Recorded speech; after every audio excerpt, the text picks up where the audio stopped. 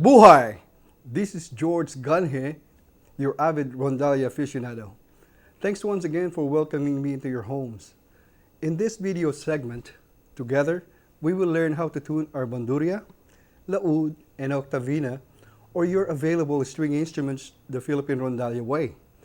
And we'll identify and get introduced to the open and fretted strings. There are times when we're playing our Banduria with or without fretting them. For a quick review, fretting again, as we learned it from one of our previous lessons, is pressing a string so that it contacts with the metal perpendicular frets, creating a higher pitch, like so.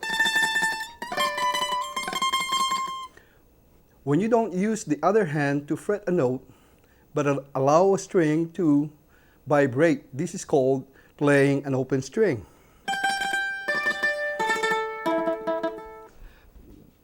Although there are usually 14 strings in a Philippine Banduria, it is actually just divided into 6 tuning groups. 1, 2, 3, 4, 5, and 6.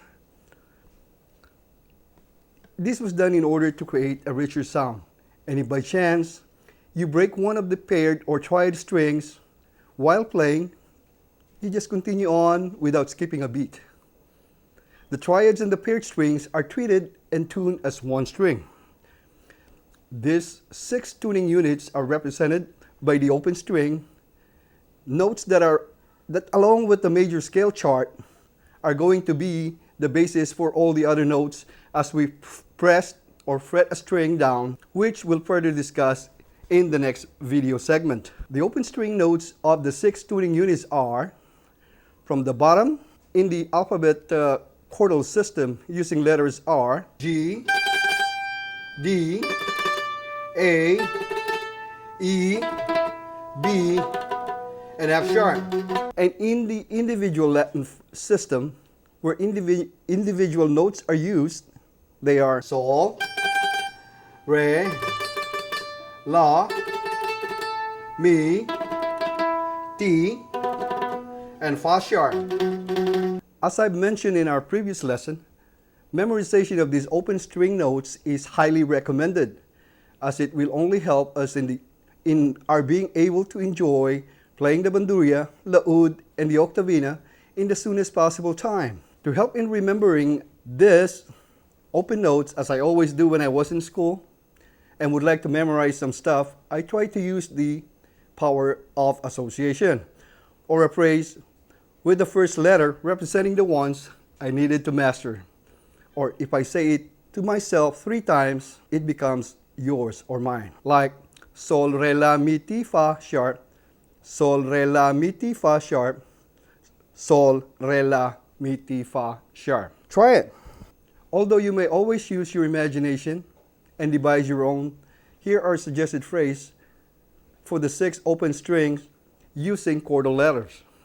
G, D, A, E, B, F sharp. I used granddads are every baby's friends. The first letter of the words represent those chordal letters G, D, A, E, B, F. Again, it's granddads are every baby's friends. I am a granddaddy 4 times over, and that's why I love that phrase so much.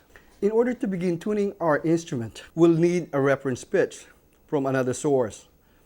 It could be another instrument, a piano, a pitch pipe, tuning fork, electronic tuner, or any of the variety of tuners available in the market. Once you found a source for this initial pitch, you could tune the rest of your instruments, the strings of the instrument again, by using that one note. As we've learned from one of our previous lessons, the tuning pegs are designed to loosen or tighten the strings. These are the tuning pegs, or sometimes called the tuning keys.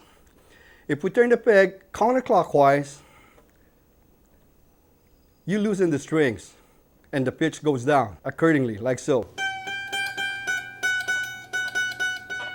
Turn the peg clockwise and you'll tighten the strings, thereby raising the pitch. The very first tuning peg post closest to the knot and the ground, this one here, connects the very first string of the G string group, which we learned earlier. The very first one is the G string group. for the open note. The second string is connected to the second tuning peg. The other strings are connected to their corresponding tuning pegs in a counterclockwise manner. Now, paying extra attention when we tune to ensure that you're turning the right pegs for the right string is always recommended, especially for those other regions of the world instruments that are stringed differently from the Philippine Banduria, laud, or octavina. Now, let's go ahead and tune our instruments together. Along with you, I'll start picking the first string of the first trio, which was tuned with my other already tuned instrument, my laud. We'll start with the first string of the G group, which is the highest sounding strings among the 6 tuning units. Lower or raise your first string, picking it steadily until it matches with mine. Here's the tune of my G string. Once you got that tuned up, we'll have to match the other 2 remaining strings of the triad to the one we just tuned. This is how I do it. Go to the second tuning peg, turn it accordingly as needed to match the already tuned first string of the G string trio. They match. After they tune, let's go to the third tuning peg and again turn it accordingly to match the sound of the other 2 G strings. Now they're fairly the same together. And this is the first open string, the G string. Now that we've got our first set of strings, G in tune, let's move on to learning how to tune the rest of the string groups. You may continue doing the same system as described, tuning the next succeeding tuning groups with the aid of a reference pitch from an outside source. However, if we are limited by the non-availability of an outside source to tune the rest, we may continue with the tuning process just the same by using as reference the already tuned open G strings. And this is how we do it. Tune the second group of strings, which is the D string, steadily picking while pressing the 5th fret of the second string. It should match the pitch of the first string G. This will happen when it is properly tuned. If not, while steadily picking and pressing the 5th fret of the second set of strings, loosen or tighten the 4th, 5th, and 6th string. Kind of low right now, so we'll match it. That's more to it. And this is how we do it. To tune the second group of strings, the D string, steadily picking while pressing the 5th fret of the second strings, it should match the pitch of the first string G. If not, while steadily picking and pressing the 5th fret of the second set of strings, loosen or tighten the 4th, 5th, or 6th.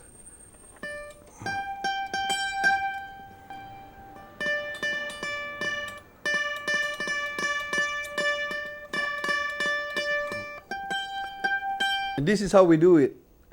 To tune the second group of strings, the D string, steadily picking while pressing the 5th fret of the second strings, it should match the pitch of the first string G. If not, while steadily picking and pressing the 5th fret of the second set of strings, loosen or tighten the 4th, 5th, or 6th.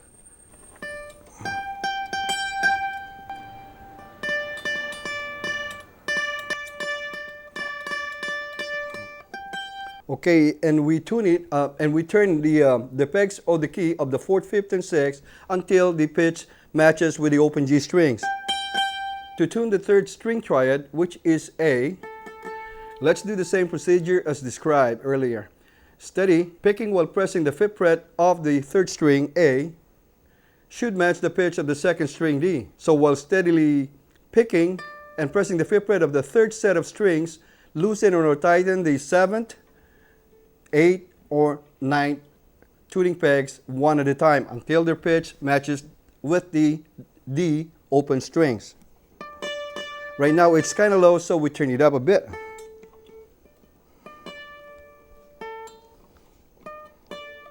It's high now.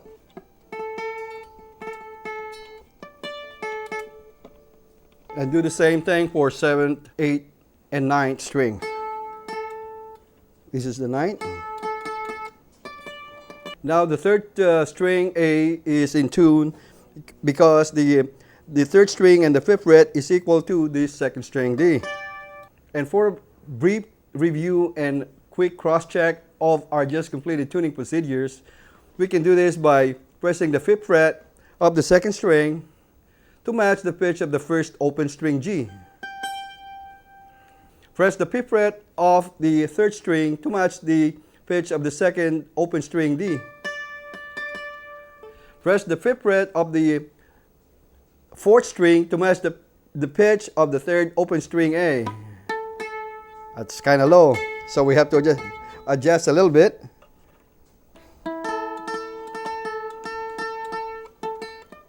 String instruments with only 4 tuning groups like the ukulele, mandolin, and others are done with their tuning at this point. Now, continuing on, press 5th fret of 5th string to match the pitch of 4th open string E. Now, press 5th fret of 6th string to match the pitch of the open string B. We now all have a pretty good idea how to tune the Banduria, laud, and the octavina, or your own string instruments the Philippine rondalla way. If you feel you may have missed something, just try to go over that particular area until you master it. We should tune our instrument every single time we pick it up. Some string instruments may be because of weather or the not so good quality of materials used in the making of the instrument causes it to go out of tune quickly. Make sure your instrument is in tune before you begin to play. And check the tuning frequently while you're practicing, as the act of playing the instrument itself may also cause it to go out of tune. Boys and girls, ladies and gentlemen, I hope together we made good understanding of tuning our Banduria, laud, and octavina, or your particular string instruments. Before we view our next video segment, where together we'll learn about the Banduria fingerboard chart and get some understanding of the major scale chart, I would like to give you some homework that will make our next lesson real fun and interactive. On at least an 8 by 11 or larger piece of paper, I would like for you to draw 6 horizontal lines about 10 inches long, one on top of the other, roughly 1 inch apart from each other.